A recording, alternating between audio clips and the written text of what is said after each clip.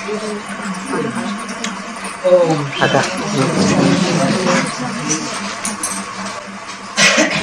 है 29 नवंबर 65 का प्रातः क्लास। रिकॉर्ड चला है, तुम्हें पाके हमने जहां पा लिया है, जमी तो जमी आसमां पा लिया है, इसी पाके पा लिया है। और क्या पा लिया है? तुम्हें माने किसे? बिंदु को।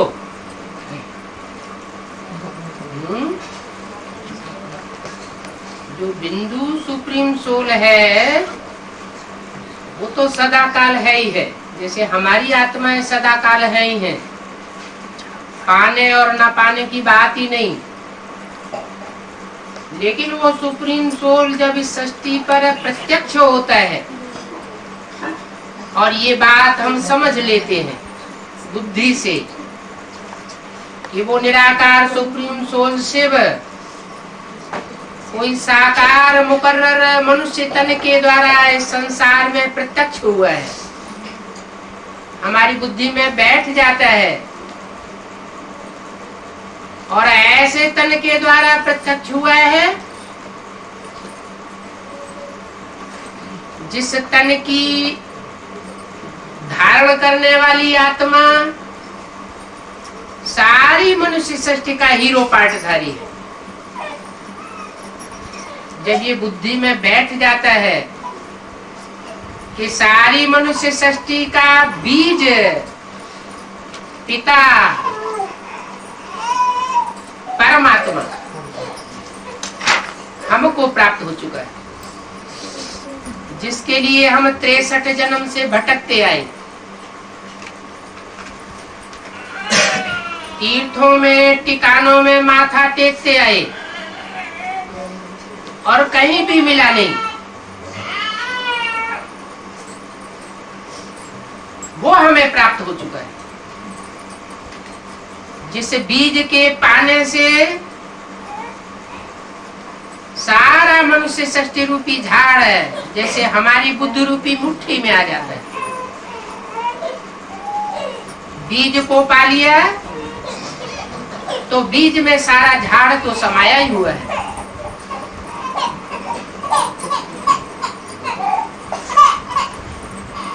तो मीठे मीठे बच्चे जानते हैं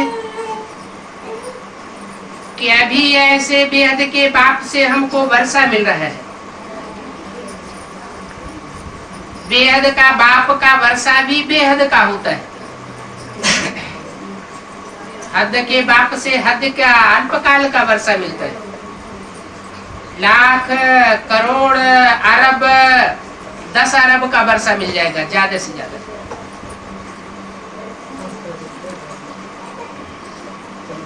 और बाप हेल्दी होगा तो बच्चा भी हेल्दी बन जाएगा। लेकिन वो हेल्थ और वेल्थ सदा काल की नहीं हो सकती। एक जन्म के लिए भी पूरी पड़े या न पड़े, लेकिन जो बेहद का मनुष्य सृष्टि का बाप है उसके द्वारा सुप्रीम सोल शिव आकर के जो हमको सुख शांति का अखंड वर्षा देता है, वो वर्षा अविनाशी है,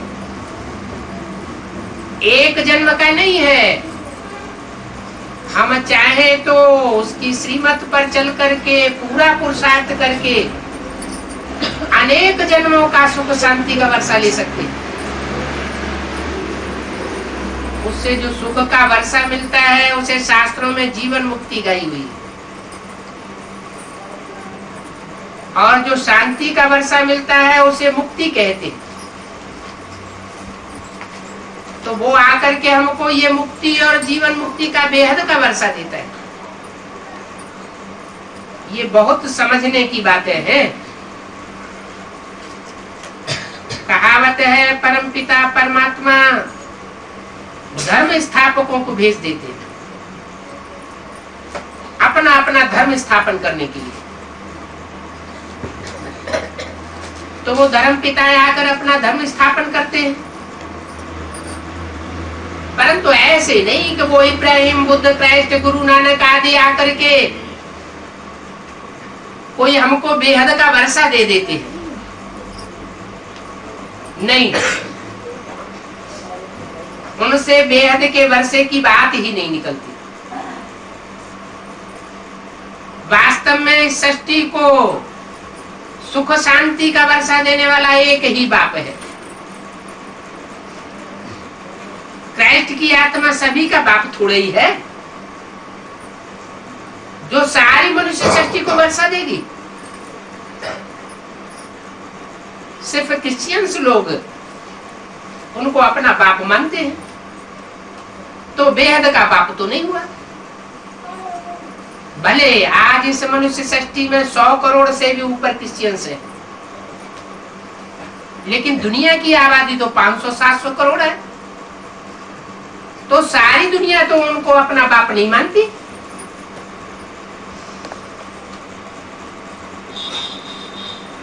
वो बेहद का बाप है जिसको क्राइस्ट भी गॉड फादर के नाम से जानता था।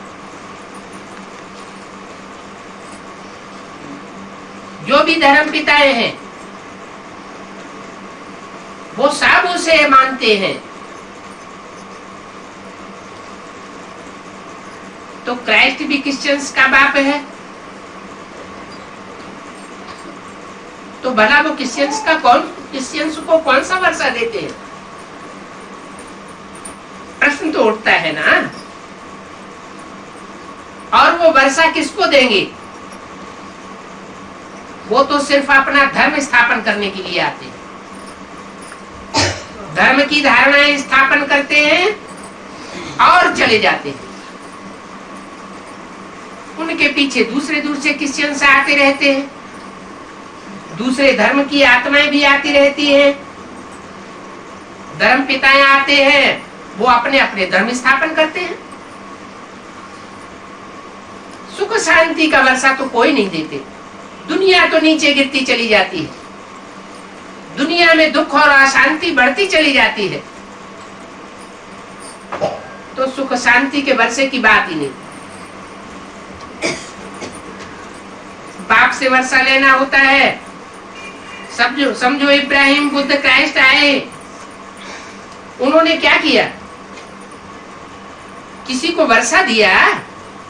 नहीं, ये वर्षा देना बाप का काम है। वो तो खुद आते हैं, आत्माएं आती है, जाती है, शरीर छोड़ के चली जाती है, पता नहीं चलता कहां चली गई। सृष्टि वृद्धि को पाती रहती है। इससे साबित होता है कि वो आत्माएं कहीं वापस नहीं चली जाती, इसी दुनिया में जन्म लेती रहती है और नीचे गिरती रहती है। तो वर्षा हमेशा क्रिएटर से मिलता है।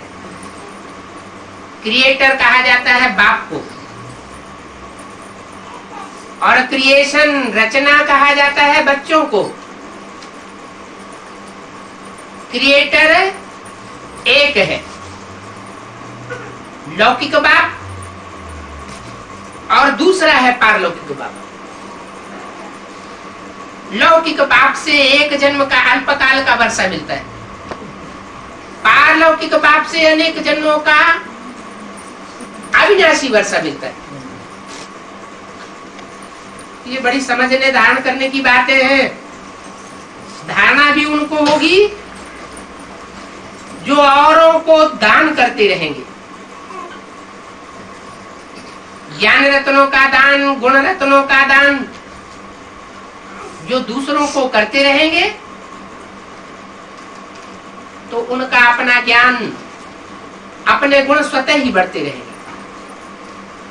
जो ईश्वर का ज्ञान लेकर दूसरों को नहीं देता, उसका अपना ज्ञान भी नहीं बढ़ सकता।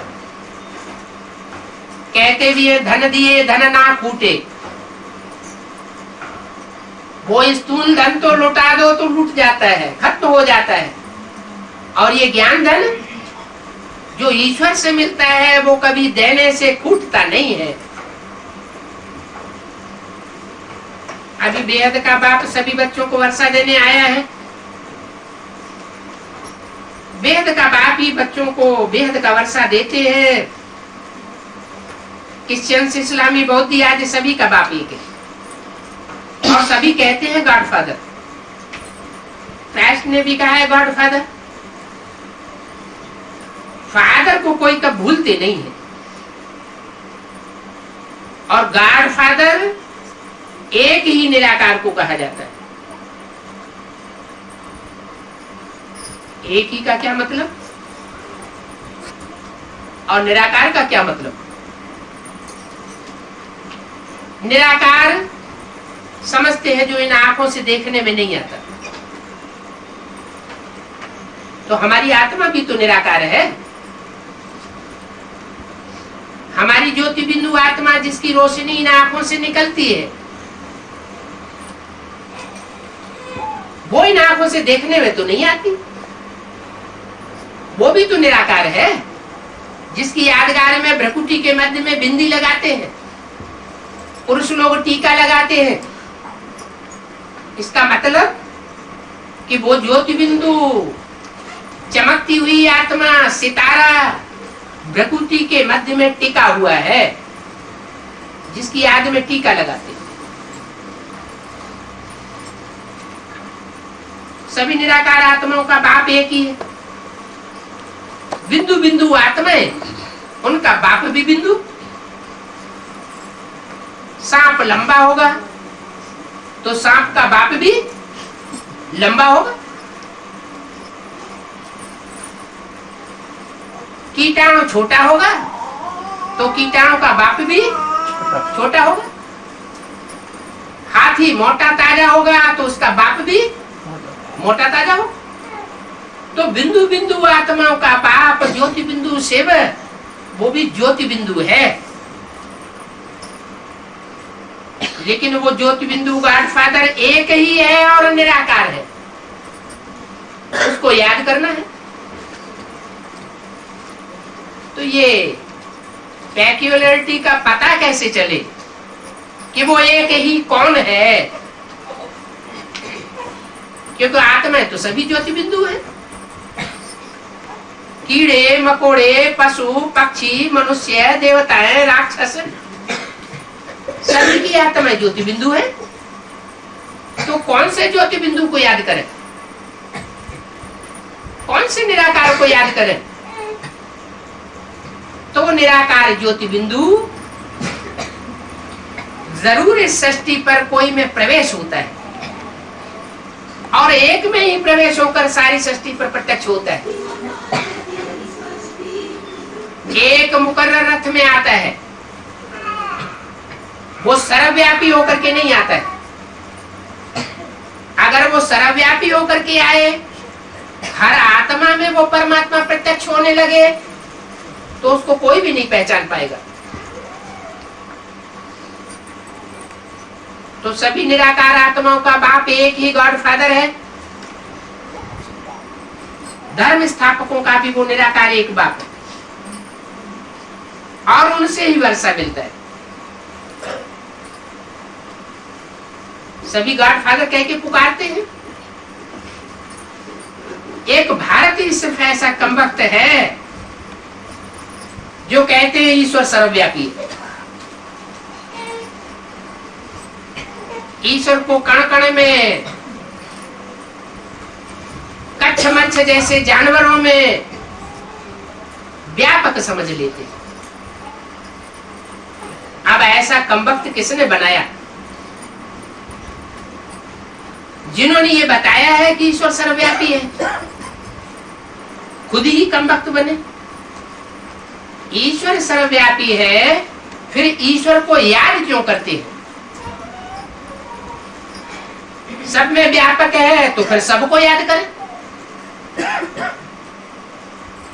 ईश्वर की फिर स्पेशल प्रतिमा बना करके क्यों रखते हैं? साधु लोग साधना किसकी करते हैं और प्रार्थना किसकी करते हैं? बनाएंगे तो ये बात पूछेंगे ना, क्रिएटर सबका एक है, देवताओं का भी क्रिएटर एक है, मनुष्यों का भी क्रिएटर एक है, वो ही पतित पावन। क्रिएटर अविनाशी को नहीं कहा जाता। आत्मा अविनाशी, आत्मा का बाप ज्योति बिंदु परमात्मा अविनाशी, उसे क्रिएट करने की बात नहीं, क्योंकि आत्मा क्रिएट नहीं होती, आत्मा बनाई नहीं जाती। आत्मा तो अजर अमर अविनाशी है, लेकिन आत्मा जब शरीर में प्रवेश करे तो क्रिएटर कही जा सकती है। अब देवताओं को क्रिएट किसने किया? कलयुग के अंत में तो सारी मनुष्य सृष्टि होती है, सब भूल करने वाले मनुष्य हैं। बिगड़ैल मनुष्य बनता है तो राक्षस कहा जाता है। उन मनुष्यों को राक्षस से देवता बनाने वाला परमपिता परमात्मा है, क्योंकि सतयुग में तो सब पावन होते हैं, सत्य होते हैं, बात झूठा कोई होता ही नहीं। फिर पतित कैसे बनते? ये किसी की बुद्धि में नहीं आता कि पतित कैसे बनते।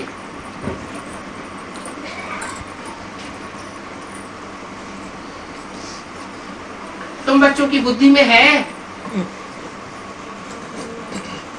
कि रावण रूपी दुश्मन हमको पतित बनाते हैं। लिखा हुआ है देवताएं वाम मार्ग में गए,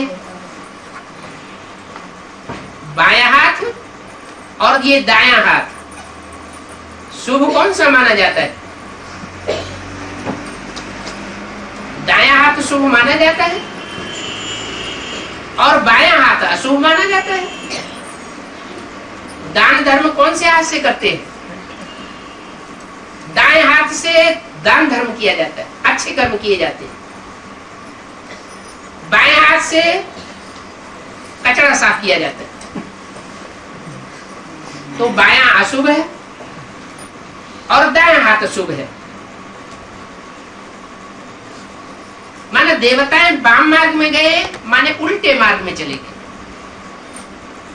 जिस मार्ग में नहीं जाना चाहिए, जो मार्ग श्रीमद् भगवत गीता के वरखिलाफ है, उस मार्ग में चले गए। गीता में तो लिखा हुआ है, हे अर्जुन, ये काम महाशत्रु है, तू इसको त्याग दे। लेकिन जब वाम मार्ग में गए तो पुस्तक ज्यों की त्यों धरी रह जाती है। कोई भी काम विकार को त्यागने का पुरुषार्थ पूरा नहीं कर पाता, क्योंकि किसी को पता ही नहीं है कि वो निर्विकारी देवताएं विकारी कैसे बन गए। वाम मार्ग में जाना माना पतित बन जाना। देवताएं पतित नहीं होते थे, नीचे नहीं गिरते थे, न तन की शक्ति से नीचे गिरते थे, तन की शक्ति भी क्षीण नहीं होती थी, मन की शक्तियां भी क्षीण नहीं होती थी। तो दो तन और मन से कभी पतित नहीं बने, वो देवताएं आज पूजे जाते। मंदिरों में उनकी हम पूजा करते हैं। कौन पूजा करते हैं? जो पतित बनते हैं, वाम मार्ग में जाते हैं, उल्टा रास्ता पकड़ते हैं, वो मंदिर बना करके पूजा करते हैं। अब बाप आए हैं, कहते हैं बच्चे तुम ही देवता थे, मैंने आकर के तुमको नर से नारायण बनाया था गीता ज्ञान देकर। जैसे गीता में लिखा हुआ है कि हे अर्जुन, तू वह कर्म कर जो मैं बताता हूं। मैं कर्म अकर्म विकर्म की गति बताता हूं।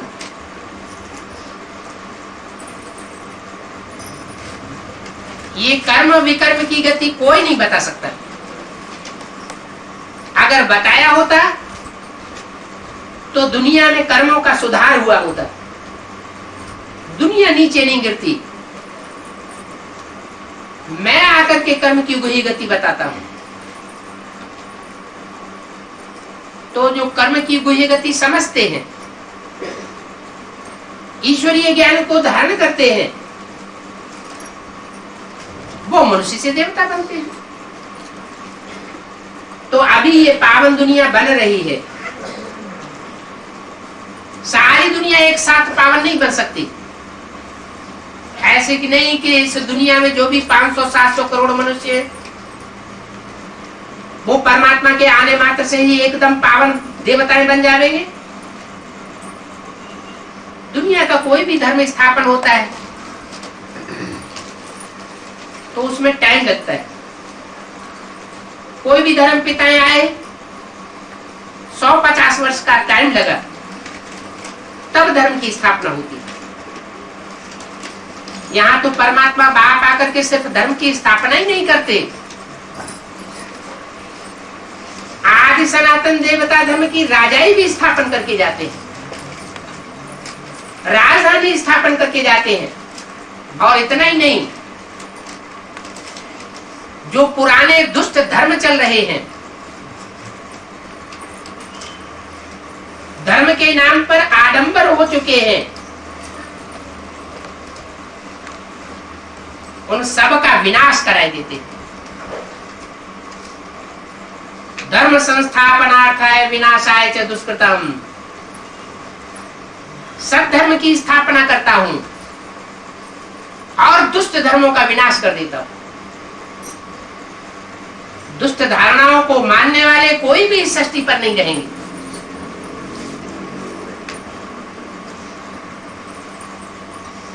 द्वापर आदि से पतित दुनिया शुरू होती है। सतयुग और त्रेता जो रामकृष्ण की भूमि है, भारत में ही ये भूमि थी, वहां सब पुण्यात्माएं थे। शास्त्रों में तो मनुष्य गुरुओं ने अगड़म बगड़म कर दिया है। एक तरफ कहते हैं सतयुग में 16 कला संपूर्ण देवताएं थे, नारायण का राज्य था, और दूसरी तरफ लिख दिया है वहां हिरण्यकश्यप का राज्य था।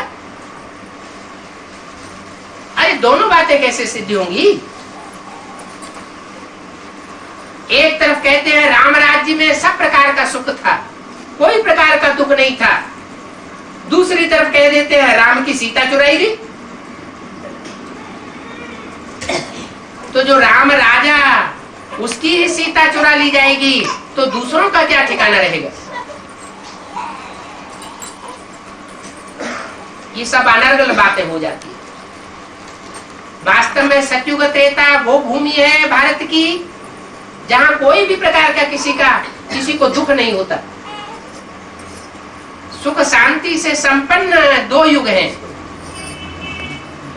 और उन युगों की स्थापना, उन युगों में धर्म का संचार परमात्मा बाप आकर के करते हैं।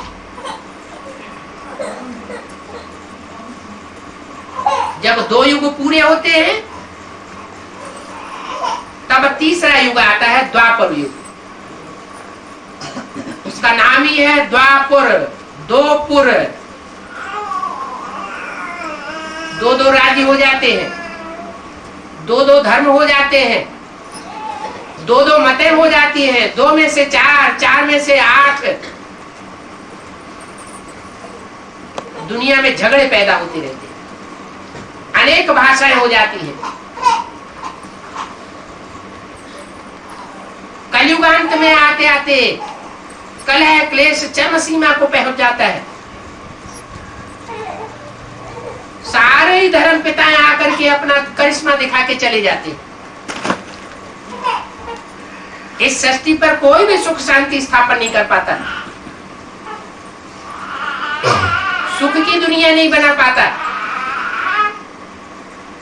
सब हाथ उठाए देते हैं। गांधी जी ने भारत में कितना प्रयास किया, राम राज्य लाएंगे।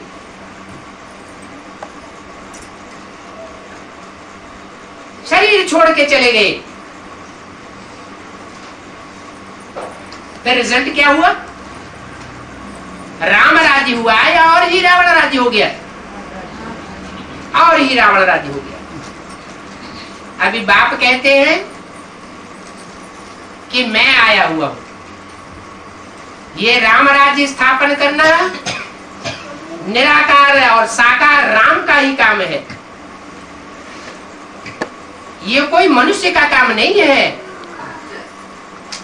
अगर मनुष्यों का काम होता तो हिस्ट्री में 2500 वर्ष का खाता हमारे पास है। मनुष्य सृष्टि ऊपर उठी होती, स्नेह, सहानुभूति, सहनशीलता मनुष्य में बढ़ी होती।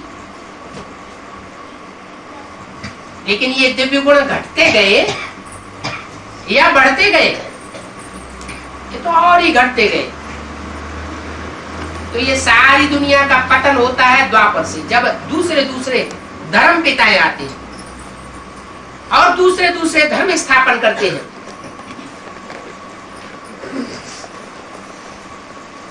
ईश्वरीय राज्य और आसुरी राज्य कहा तो जाता है ना। सतयुग त्रेता है ईश्वर का स्थापन किया हुआ राज्य, और द्वापर कलयुग है असुरों के द्वारा स्थापन किया हुआ राज्य।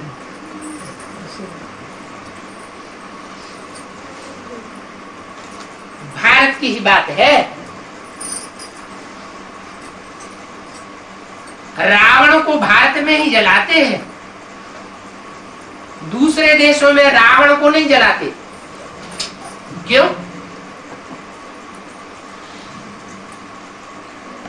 क्या भारत में रावण विदेश से आता है क्या?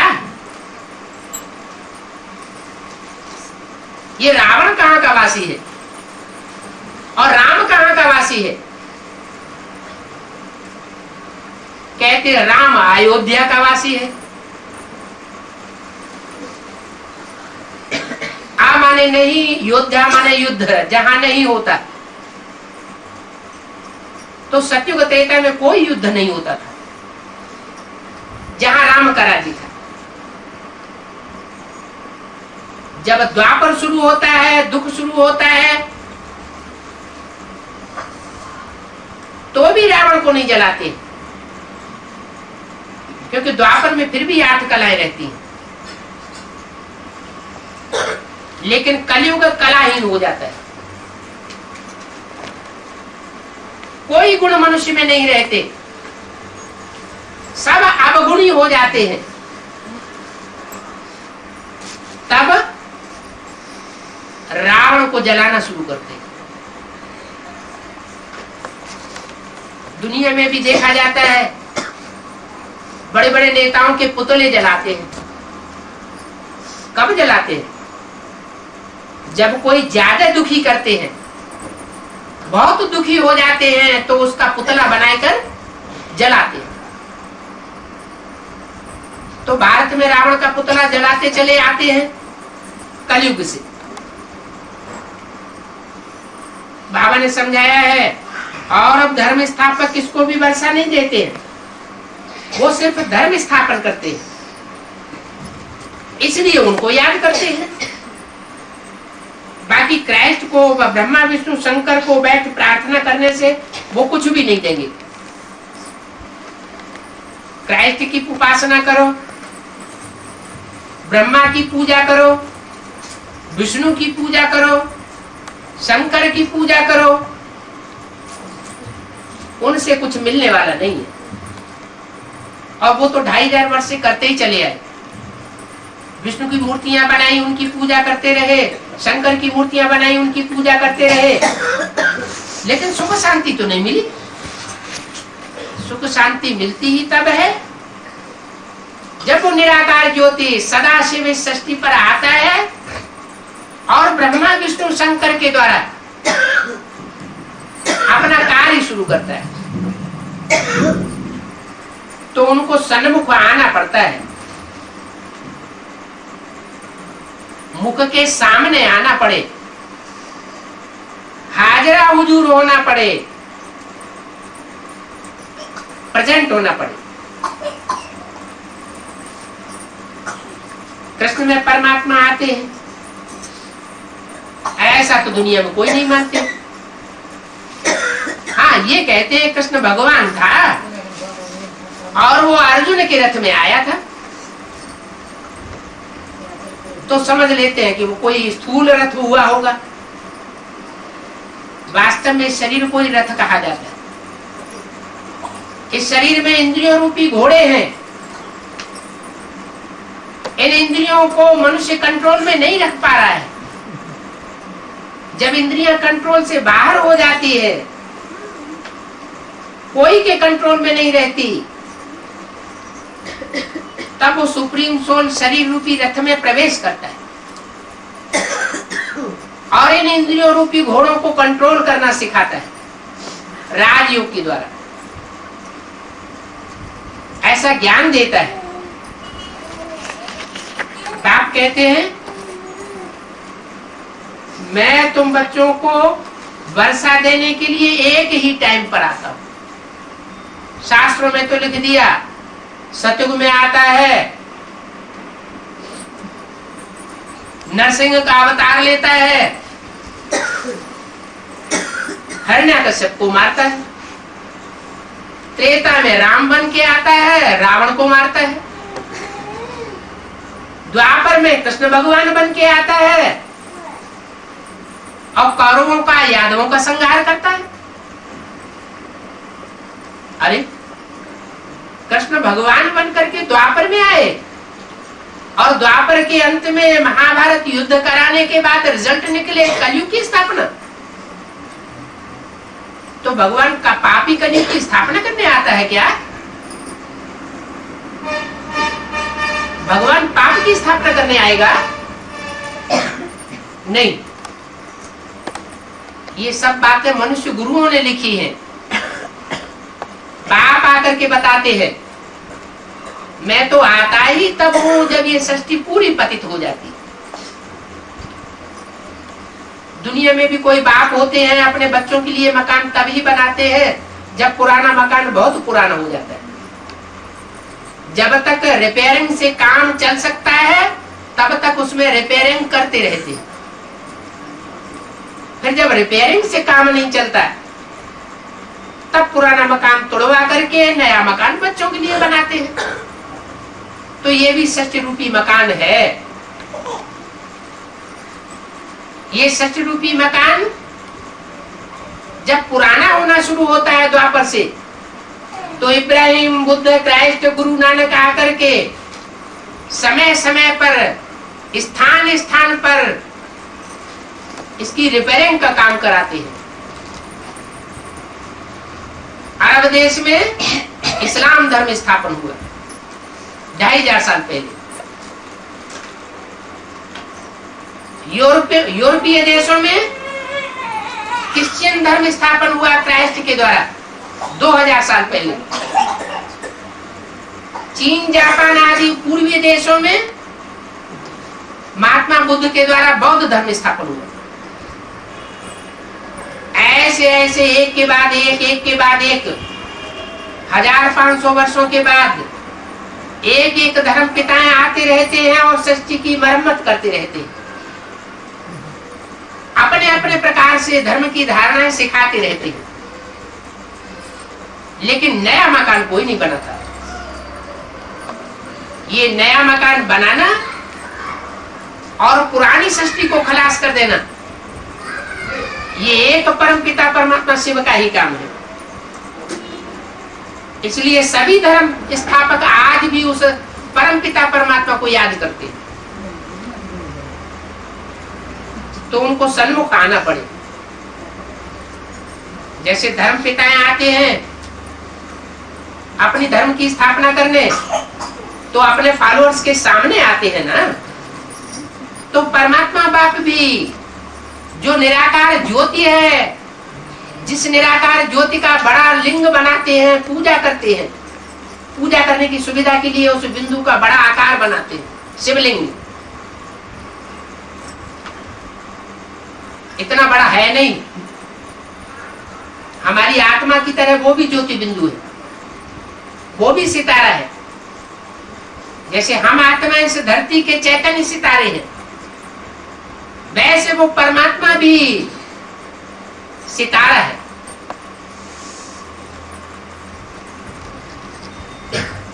तो वो सितारा बाप जब इस सृष्टि पर आता है तो वो दाता बनकर के आता है। हम बच्चों से लेता कुछ भी नहीं है।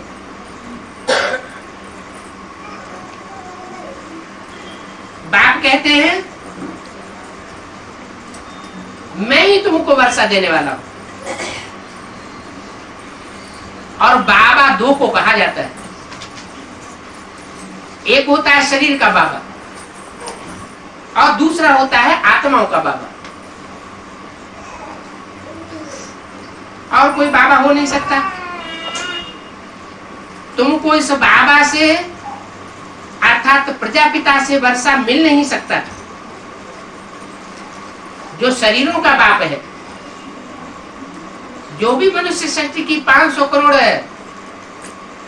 मनुष्य आत्माएं हैं, मनुष्य हैं, उन मनुष्यों को जन्म देने वाला एक बीज है प्रजापिता।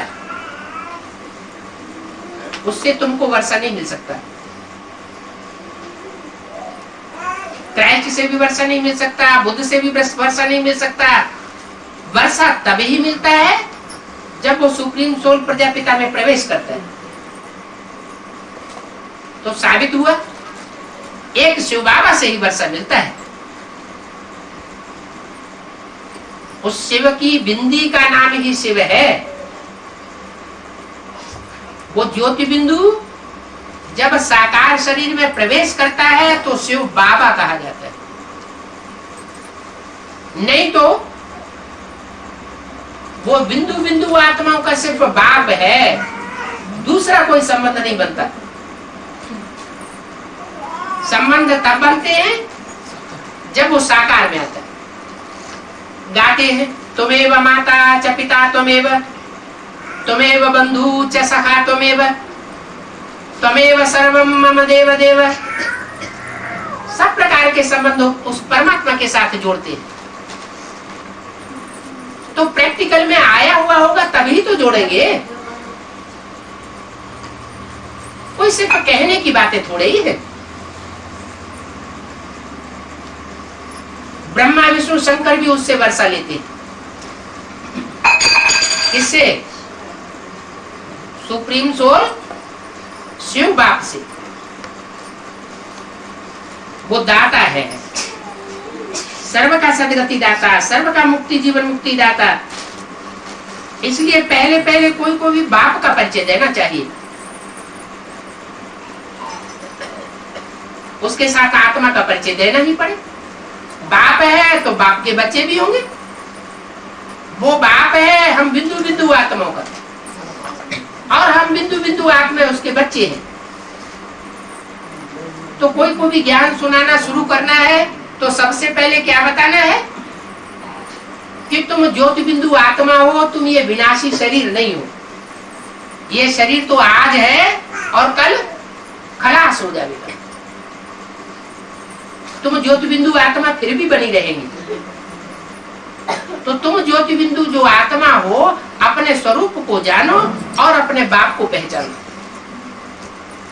जब अपने बाप की पहचान हो जाएगी कि वो सुप्रीम सोल ज्योति बिंदु है, जिसकी यादगार सोमनाथ मंदिर में बनाई गई थी। सोमनाथ मंदिर में चारों तरफ की दीवार में चुंबक जड़ा हुआ था और बीच में निराधार शिवलिंग लटक रहा था। उस लिंग में हीरा जड़ा हुआ था, लाल पत्थर का,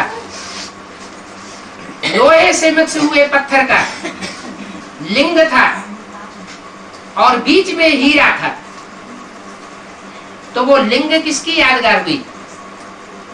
और वो हीरा किसकी यादगार हुई?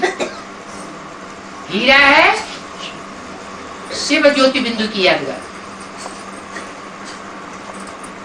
और जो लिंग लाल पत्थर था वो शरीरधारी की यादगार है, जो ज्ञान का सागर बनकर के संसार में प्रत्यक्ष होता है।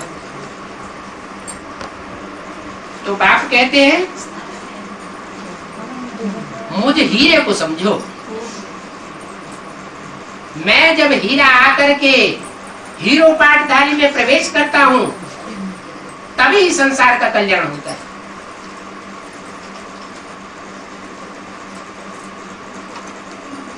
इसलिए पहले पहले कोई को बाप का परिचय देना पड़े।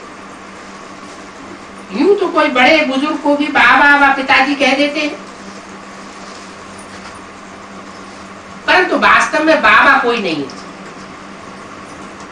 बाप एक लौकिक और दूसरा पारलौकिक होता है। कहेंगे ये ब्रह्मा भी जिस्मानी बाप है, क्योंकि ये भी अडॉप्ट करते हैं। बल तुम ब्रह्मा को बाबा कहते हो, परंतु वर्षा उनसे मिलता है। ब्रह्मा से वर्षा नहीं मिलता, उनसे मिलता है। उनसे माना जो संसार में जो रूप परमात्मा बाप के रूप में प्रत्यक्ष होने वाला है, उनसे ही वर्षा मिलता है। और वो कौन सा वर्षा है? गति सदगति का वर्षा है, जो इस समय ही तुम बच्चों को देते हैं। माना कलयुग के अंत और सतयुग के आदि में तुमको वर्षा मिलता है। और जब वर्षा मिलता है तो उसकी निशानी है, उसकी पहचान है, सब दुखों के बंधन से छूट जाते हैं, दुर्गति से छूट जाते हैं। अर्थात जीवन जो बंधन में महसूस करते हैं उससे छुटकारा मिल जाता है। इस समय भारतवासी और सारी दुनिया सब रावण के बंधन में। रावण ने सबको बांध रखा है, जैसे सब जेल में पड़े हुए। आत्माएं जो पहले पहले आती है वो पहले जीवन मुक्ति, फिर जीवन बंध में चली जाती है। कहां से आती है?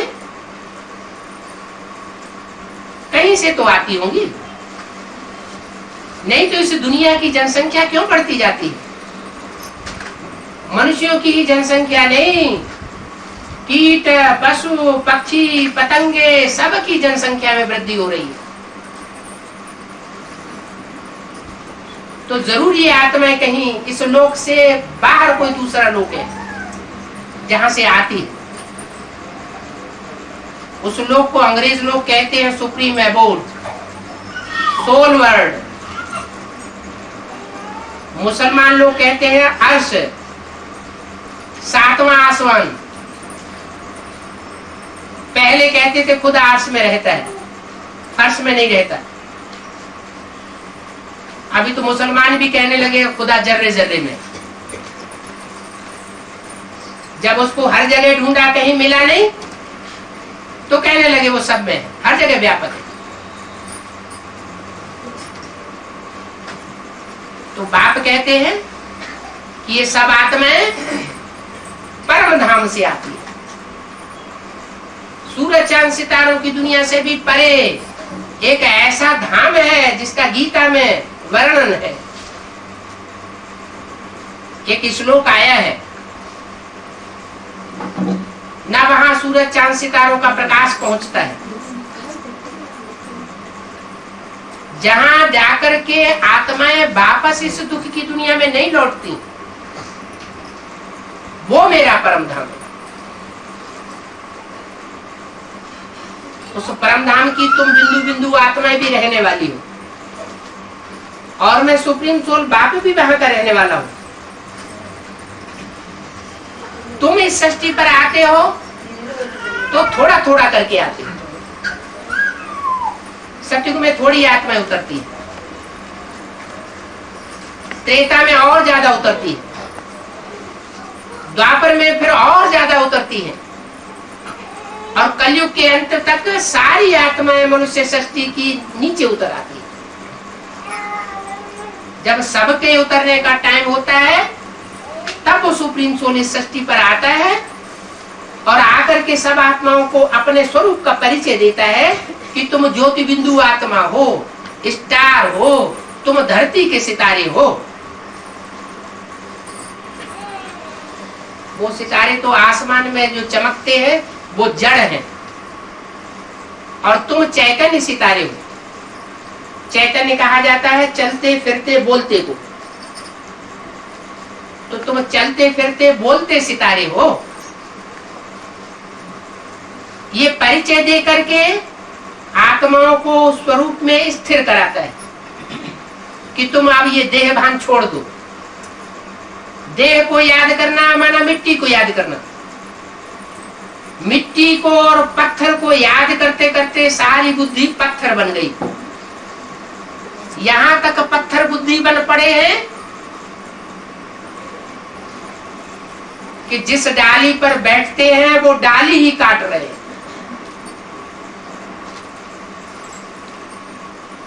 दुनिया में एटम बम बनाए रखे हैं।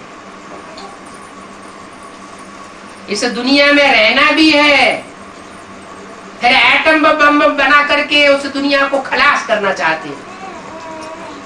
ऐसी पत्थर बुद्धि बन गई। ऐसे पत्थर बुद्धियों को परमात्मा बाप ज्ञान दे करके फिर पारस बुद्धि बनाए रहे। तो मनुष्य को देवता बनाना ये परमात्मा बाप का काम है। लेकिन जो इस सृष्टि पर आत्माएं पहले पहले सतयुग में आती है वो श्रेष्ठ आत्माएं होती है। सतयुग त्रेता में सिर्फ देव आत्माएं ही सृष्टि पर आती है। उस समय भारत ही सिर्फ होता है धर्मखंड, दूसरे धर्मखंड नहीं होते। ये अमेरिका, ये ऑस्ट्रेलिया, ये अरब देश, दूसरे दूसरे जो धर्मखंडों के देश हैं वो 2500 साल पहले इस सृष्टि पर नहीं थे। सब समुद्र में डूबे हुए थे। अभी भी ऐसा ही होगा। ये एटम बम जब फटेंगे तो पृथ्वी का बैलेंस टूट जाएगा। बड़े बड़े भूकंप आएंगे और उत्तरी ध्रुव और दक्षिणी ध्रुव में जो सैकड़ों मील ऊंचे पहाड़ हैं बर्फ के जमे हुए, वो पहाड़ पिघल जाएंगे एटम बमों की गर्मी से। और जब वो पिघलेंगे तो दरार आने से वो सारे समुद्र में आ जाएंगे और समुद्र का जो स्तर है वो बढ़ जाएगा।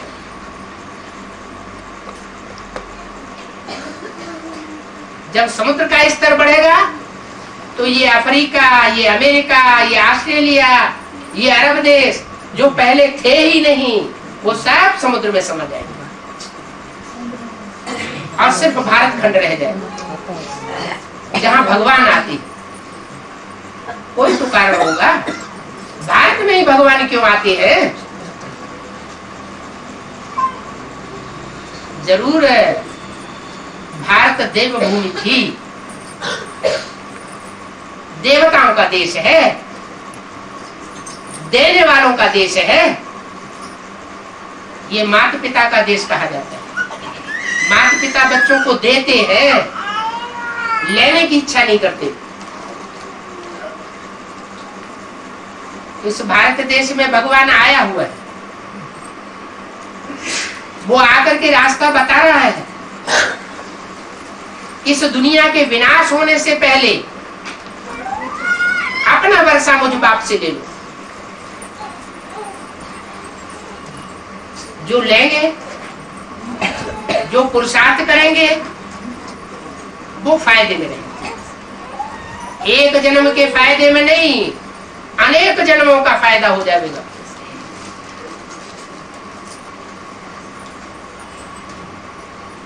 जो अनेक जन्मों का फायदा होता हो तो एक जन्म की जो थोड़ी सी प्राप्ति हो रही है उसको त्याग करने में क्या बड़ी बात है?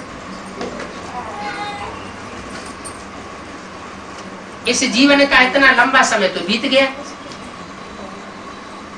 अब थोड़ा सा टाइम बचा हुआ है। दूसरा विश्व युद्ध हुआ था तो 20-20 मेगावाट की बम्बियां छूटी थी, दुनिया में हाहाकार हो गया था। अभी तो हजारों हजार मेगावाट के एटम बम तैयार हो चुके हैं। कोई बड़ी बात नहीं है कब विश्व युद्ध शुरू हो जाए। और अगर तृतीय विश्व युद्ध हुआ